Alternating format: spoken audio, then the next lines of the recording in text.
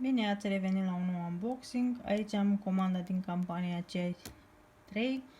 Acesta este catalogul. Campania asta 3 a fost plină de oferte. Și zic să începem.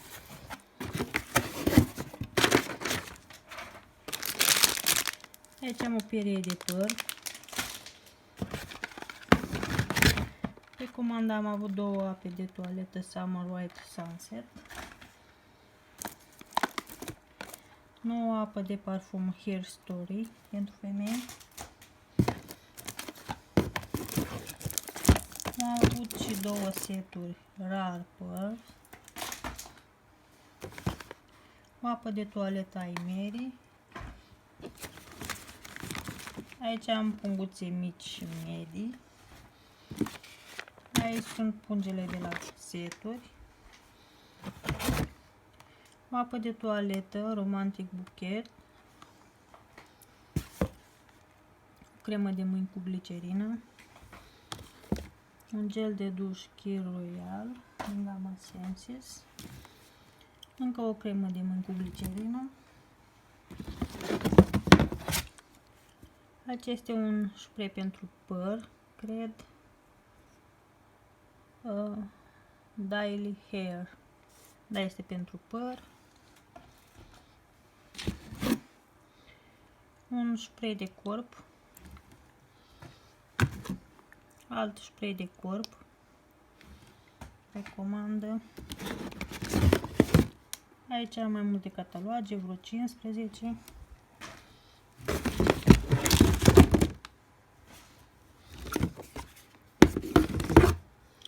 Mai am câteva geluri de duș, Love in Bloom.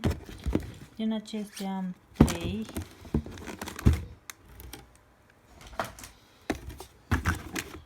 Două Happiness. Încă o cremă de mâini cu glicerină. Încă un spray de corp. Un gel de duș pentru copii din gama Frozen. Un dispozitiv pentru pedicură 4 în 1. Încă un gel de duș micuț. Și mai am încă 3 cataloage. Revin cu a doua cutie. Am trecut și la a doua cutie.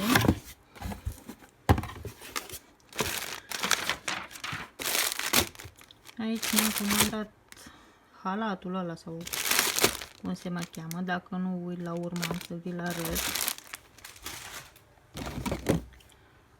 Un gel de duș Mystique. O spumă de față de la Avon Trunta Effect. 2 loțiuni de corp Rar Pearl. Loțiunea de la parfumul Hair Story.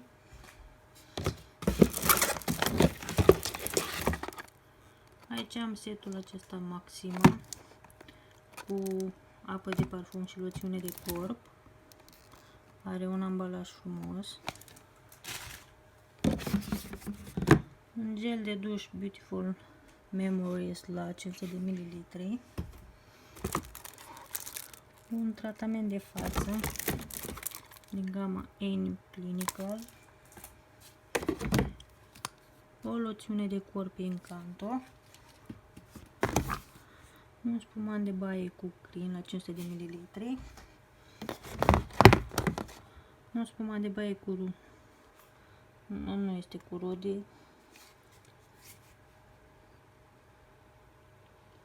Da.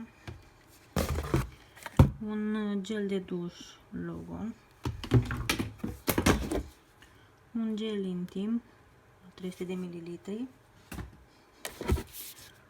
Un exfoliant de corp din gama Planet Spa. Încă un gel de duș pentru bărbați.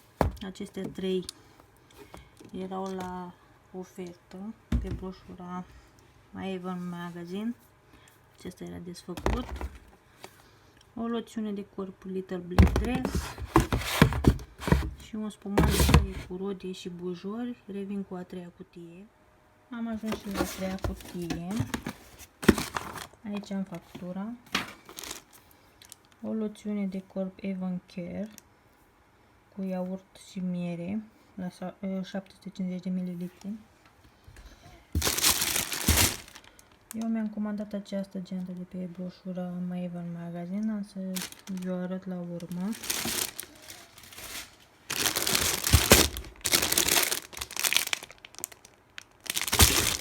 Aici mai am o geantă pe comandă, dar este pe comandă și nu pot să o desfac.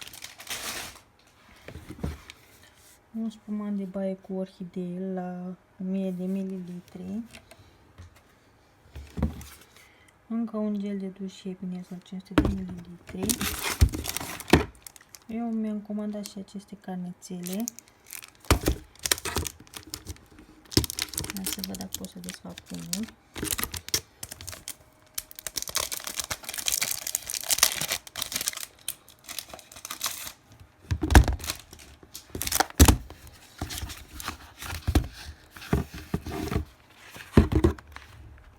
Așa arată în interior. Este drăguț. Aici am broșura în magazin.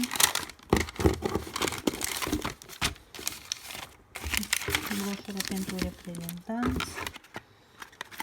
Cremă de mâini cu lavandă. Și un spumant de baie cu crem la 1000 de ml și revin cu ultima cutie. Am ajuns și la ultima cutie. Aici am un ruj din gama mată, nuanța Ruby Kiss. Mini apă de parfum Maxima.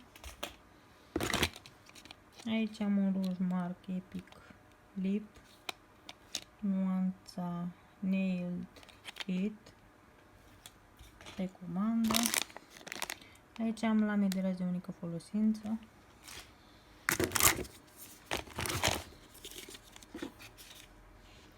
Două măști de față din gama Planet Spa cu lavandă, mușețel.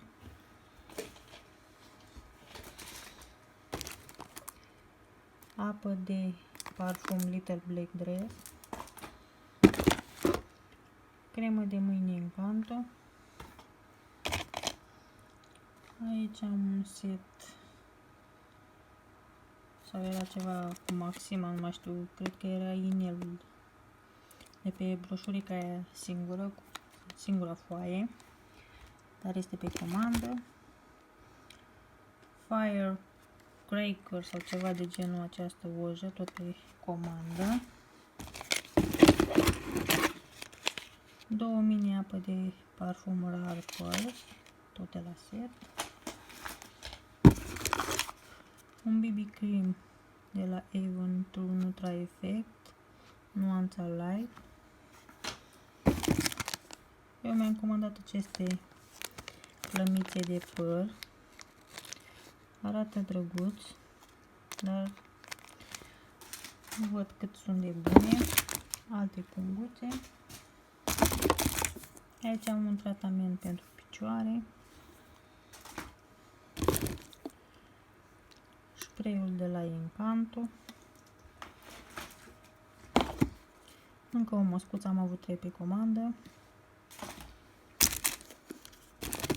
Eu mi-am comandat și aceste cremuțe. Vreau să le fac cadou clientelor. 3 lei sau ceva de genul pe broșura reprezentanților. Un balsam de buze Frozen. Un rimel din gama Even True Color. Aici am un top coat. Nu știu ce este cu el, din câte știu nu am comandat nici un top coat. Încă un tratament pentru picioare. Mostre de parfum. Pe comandă este și această eșarfă. Alte flyere. Și am mai comandat vreo 5 mostre de parfumul Hair Story. Și cam aceasta a fost comanda mea. Am să revin cu geanta și cu hălățelul. Cam aceasta este geanta. Eu credeam că este mai mică. Dar sincer cred că am să-i fac retur. Nu am ce să fac eu așa mare. Este drăguță, dar credeam că este mai mică. În interior are un fermoar. Aici mai are două buzunărele.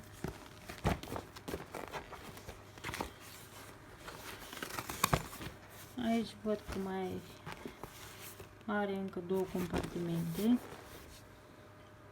Dar păcat că nu este mai mică. Acest halat este ambalat frumos. Are această fundiță transparentă.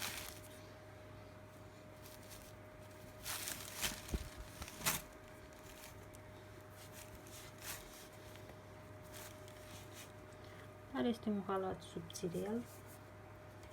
La mâneci are acest model din dantelă. Pe margini mai are acest imprimeu și acest cordon tot cu același imprimeu. Eu mi l-am comandat în mărimea el să fie mai lejer.